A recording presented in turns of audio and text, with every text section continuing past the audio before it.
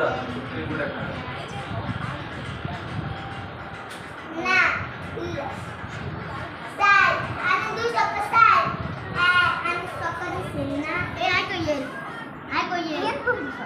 আর এই গুড়ি কে বানাই দিই এই ইন্দে